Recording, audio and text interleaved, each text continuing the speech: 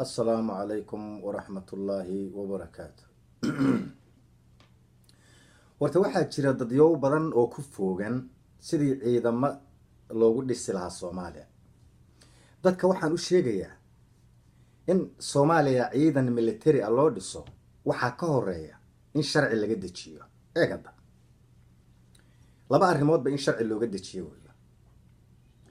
Marka hore Soomaaliya qaabka ay u dhisan tahay waa federal. ilaa hadda wax heshiisana ma dhicin, waa waran ku taag. State kasta state-ka kale gambar gaaban buu ugu fadhiyaa. Qabiil kasta qabiilka kale gambar gaaban buu ugu fadhiyaa. Dadkii ma aynan heshiin. Sidaa darteed taa awgeedna in sharci laga soo dejiyo weeyo. Ciidanka la dhisayo waxa uu qabanayo job description kooda in la cadeeyo oo si sharci ah haddana laga waayinay 9 nin oo wadanka xukuma ay ka wada munaaqashoodaan oo laga soo saaro macnaha nuqul loona gudbiyo haddana loo sharci laga sameeyo loona gudbiyo golaha sharci dejinta oo ayaguna ay munaaqasheeyaan sidii caadiga ahayd oo hadii ay waxay qaldan ay ka waayaan marka la fuliyo. Arinta ayada ah waa arrin muhiim ah weey. Dadku isma aaminin mana dhawa marka la is aaminayo. Sidaa darteed hadday dawladdu ku foogan tahay inay ciidan military ah samayso oo awood macnaha ay u gaajaysan tahay oo gaajo weyn ay u qabto inay awood hesho, awooddaas oo aanan garanaynin meesha ay u socoto iyo waxa lagu raadinayo. maxaa yeelay al-shabaab waa dad garab rarata ah oo haddana laga waayinay qoryo wata oo dhirta haddana laga waayay buuro dhex socda weey oo xaafadaha degmooyinka iyo tuulooyinka jooga weey. ciidan hadda meel ku wajahan oo saldhig leh oo la weerarahayo ma aha. marka waa inaa aqligu uu shaqeeyo way. dawladda tan awood ciidan oo ay raadinayso meesha awooddaas ayada lagu wajahayo in sharci laga soo saaro way. laabla kacan aad iska qofkii meesha xukunka fuulaba uu raadinayo awood aan la raadinayn war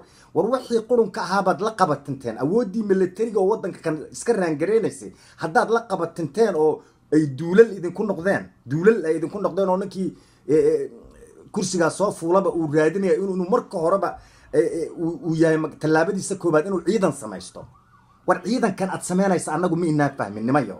haddiise ay tahay in ciidan la sameeyo oo baahi loo qabo ay jirto, ma jirto baahi loo qabo anaa idin sheegay inaan baahi loo qabina. haddii ay saa tahay waxa loo baahan yahay marka ilaahay bay tiisa tahay in sharci laga soo dejiyo. sharcigaas isaga macnaheedu muxuu yahay? ciidanku muxuu qabanayaa? shaqada uu ciidanku qabanayo in la soo baandheeyo way. ciidanku shaqadii waagii hore wixii uu qaban jiray buu qabanayaa hadday tahay no. Soomaalidii waagii hore ma aha. Soomaalidana waa Soomaalida cusub, sharcigooduna waa sharci cusub, dadkuna waa dad cusub. haddaad u malaynaysa dadkii hore inay yihiin wax kasta waxaa bedelaya xaaladda iyo marxaladda ummadda ayaa wax ka bedelaya wixii ay dadku ahaayeen mar hore.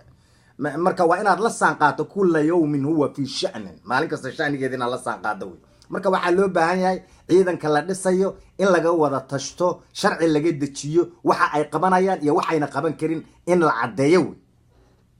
midu taas wey. midda labaad waan isleeyahay macnaha al-shabaab waa lagula dagaalami karaa. aan soo qaadno marka dhismaha ciidanka bal waa dhismaha ciidanku sidaas buu ku dhismi karaa. ma xuma inaan ciidan yeelano laakiin ciidanku saasuu ku dhismi karaa. taas ayada ah cadda oo si fiican u aamina. al-shabaab sidii loola dagaalami lahaa anaa idin sheegaya. ciidan uma baahna al-shabaab in ciidan la aruursaday waxa uma baahna. waxa weeye horta maamul goboleed kasta waa in ciidankiisa dawladda federaalku intay awood iyo waxay ayadu haddana laga waayay iska raangarayso intay raadinayso. haddii danta runta ah ay tahay ummadda in al-shabaab laga dulqaado, danta runta hadday tahay maamul goboleedyada ha la maalgeliyo oo ciidamadooda ha loo hawlgeliyo sidii ay maamul goboleed kasta oo la dagaalami lahaa al-shabaab oo deegaankooda ay uga xoreyn lahaayeen. maamul goboleed kasta territory buu leeyahay. territorygiisaas waa inuu u howlgalo. ciidan bay haystaane ciidamadooda siday ugu sifeen lahaayeen way uga sifeen lahaayeen haddaan ala laga waayinay al-shabaabka deegaankooda jooga. taas ayada waa dariiqa saliimka ah oo al-shabaab lagula dagaalami karaa. dawladda federaalkuna waa inay howlgalkaas haddaan laga leeyahay ku taageerto oo ay u fududayso wax kasta oo facility ah oo ay maamul goboleedyadu u baahan yihiin oo ku saabsan operationka lagu qaadayo al-shabaab. jidka dariiqa mustaqiimka oo maanta aanu isku aamini karno oo al-shabaabna aan isaga saari karno kaas weeyo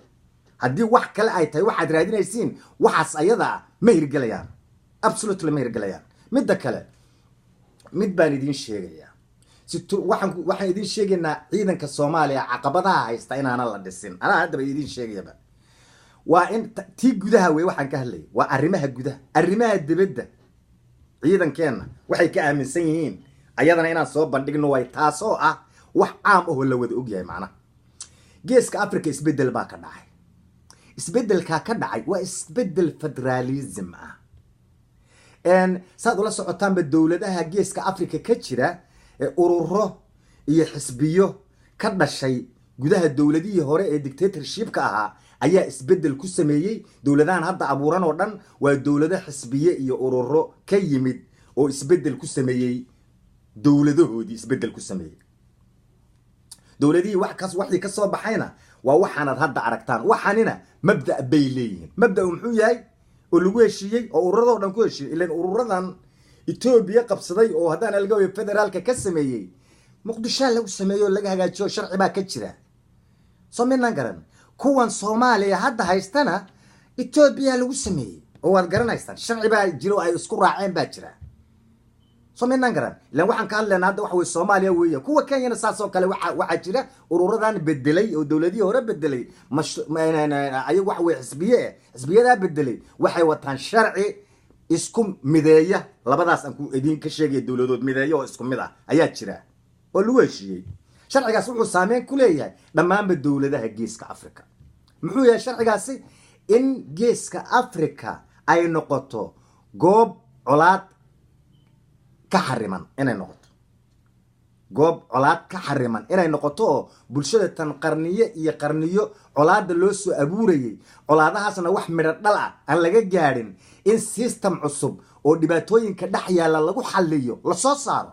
ayay ururadaas ama se xisbiyadaas ay ku heshiiyeen kuwaasina waa kuwa hadda shaqeynaya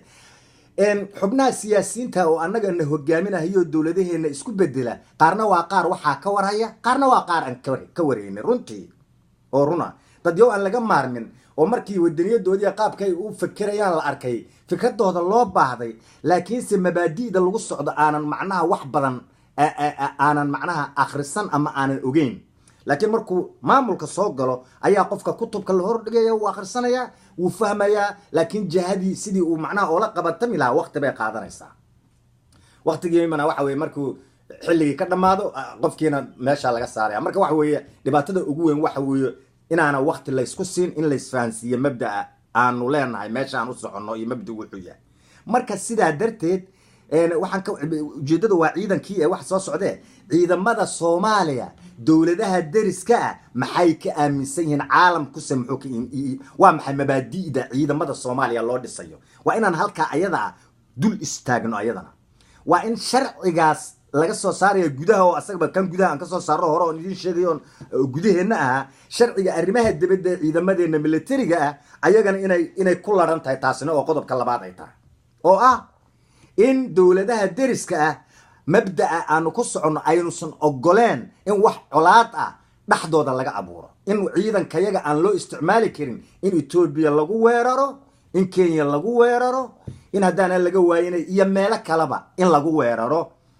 inay mamnuuc tahay sharciga in laga soo dejiyo weey markii sharciga la dejiyo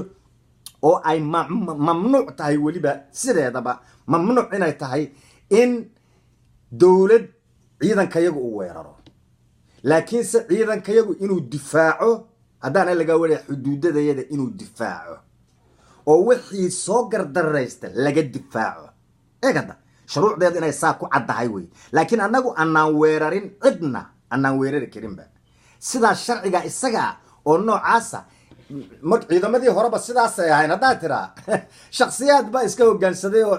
waddan kale ku dharbaaxay oo waxay doonaan sameeyey maaha sidaas sharci aan laga gudbi karin oo haddii aad tallaabo qaada caalamka oo dhan focus ay kugu sameynayaanoo sharirof lagugu sameynayo haddaad qarni kastana jab un inaan u diyaar garoowno oo markaan iswaalno haddaan lagu lugaha naloo qaado oo sabaaxad nala ku dhufto waa qalad wey waa in dadku fakiraan wey sidaa darteed ciidamadeena dhismihiisa waxaa ka horeeya sharci baa ka horeeya in sharci la sameeyo way mabaadi'da ciidamadeedan in la qoro way markii la qoro ayaa ciidan la sameyn karaa caalamkuna markaas ay saxiixaan oo United Nations ku saxiix wixii sharcigan soo saarana oo ciidamadeena waxa ay qabanayaan ay caddahay ilaan dagaal sokeeyaa dhacay iyo dagaal deriska aba uu naga dhaxdhacay isbedel cusub baa yimid in waxa weeye sharciga ayada ah oo ciidanka iyaga wax uu sida Japan oo kale ciidamada Japan oo kale sharci noocaas laga soo dejiyay markii dagaalkii uu dhamaaday marka waxa weeye anaga waxa loo baahan yahay inaan sharcigaas hadaan laga waayinay sameeyno oo anagu isku raacno sharciga arrimaha gudaha iyo arrimaha dibadda way oo ciidamadeenu waxa ay ka qaban karaan oo wuxuu yahay in la soo saaro kadibna United Nations kana uu saxiixo dawladaha deriskuna ay saxiixaan ayaga naftooduna hadaan laga waayay ciidamadoodu sharciga aan qaadanay inuu saameeyo oo ayaguna sharcigooda sidaas ku saleeyaan eegada ma aha kaliya inaga kaligeena ma aha ayagana in laga saxiixo oo shuruucda ciidamadoodu ay tahay shuruucda ciidamadeena ay tahay isku mid ay tahay maadaama bi'adani bi'o isku xiran oo isku mabda'a oo isku dana ay yihiin isbedelkuna uu yahay isbedel isku mid ah oo inay ku wada socdaan oo nabad laga dejiyo geeska Afrika inay nabad ku sugnaato mustaqbalka inta ka dhiman inaana caruurahayaga wax colaad oo dambe aanan loo sii kaydinin oo ayaga oo cakiran oo colaad intay soo koraan ayagoo colaad loo sii kaydiyo colaada una ay sii qaadaan macnaha wax nooca u shaqeeya ma jiraan waxaan idin sheegayaa oo markasta idin sheegay geeska Afrika waxa laga qaatay federal Kenya waa federal Ethiopia waa federal Soomaaliya waa federal Djibouti waa federal xaqiiqda dhabta maxay tahay marka xaqiiqda dhabta waxay tahay qowmiyadaha federaalka wala qaato oo sidaas inay shuruucda federaalka xurmeeyaan heshiiskii dawladaha heshiiska aadaan laga waayay ururada iyo xisbiyada ka dhaxdhacay geeska Afrika isbedelka ka dhacayna in arinta ayada la xurmeeyo la dhowro oo geeska Afrika dagaal laga xarimo wax dagaal inuu san ka dhicin gebiba ummadda Soomaaliyeed ee Itoobiya degan markastana waan idin akhriyaa weli dad baa wax aanan meesha oolin ruuxaya oo aanan dux lahayn Soomaalida Itoobiya xor weeyo waanu idinku dhaarinaynaa Soomaalida Itoobiya xor weeyo sida Galmudug iyo Koonfur Galbeed iyo hadana laga waayay Puntland iyo Jubaland ma lidin haystaa al-shabaab markii laga reebo markii al-shabaab adinka exit ka siiyay markii al-shabaab laga reebo ma cid gumaysi idinku haysataa jirta markii laga reebo ciidamada adinku wacateen oo hadda laga waayay idin kala waardiinaya oo koonfurta jooga wadanku waa xor sidaas oo kale ayay Itoobiyana xor u tahay qowmiyadaha degan intaasoo qowmi 82 luuqadood baa Itoobiya looga hadlaa ummadaha meesha degan waxay ku heshiiyeen sharciga waa sharci federaal ah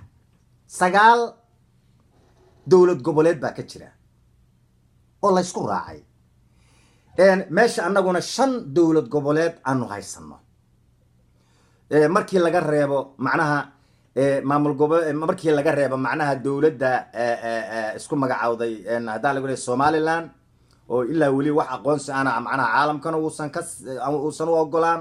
inaguna hadda inaan faragelinaba aan shaqul ku lahaynba sideedaba ilaa macnaha koonfurta isku lagu duwanayso oo ay noqonayaan horta bani aadam ama wax lagu darsan karo ama hadda laga go'ay karo ilaa ay noqonayaan marka waxaan idin sheegayaa ciidamada Soomaaliya in la dhiso waxa ka horeeya sharci qeexaya waxa ay qabanayaan oo caalamku saxiixo ilaa anagu systemka iyagu waa caalami hadda systemka iyagu aduusan caalami ahayn ciidan hana loo ogolaado inaan dhisano meenaan dhaaneen annaga dhisan leen marka taas ayada ku talagala meeshan waxa weeye waxuna qabateen la yiraahdo oo shaqeynaya iska yare waxaanu haysanaa bases iska free ah oo Afrika iyo macal Asia iyo Europe iyo meel kasta ku furan baan haysanaa oo hadaan laga waayay warshadaha caalamka ee hubabka sameeya sidaas ay ugu soo fatahayaan hadaan lagu yiraahdo badaha maraakiibta ilaaliso oo Europe loo wax kasta aad leedin oo ka sheekeenaysaan ba hadaan laga waayay warshaduhu hubka intay soo mariyaan ba nu ka iibsan karnaa hadii la doono ujeedadu waxa weeye taas inayna shaqeynaan oo haddaan laga waayo sidaa inaan wax u raadino maaha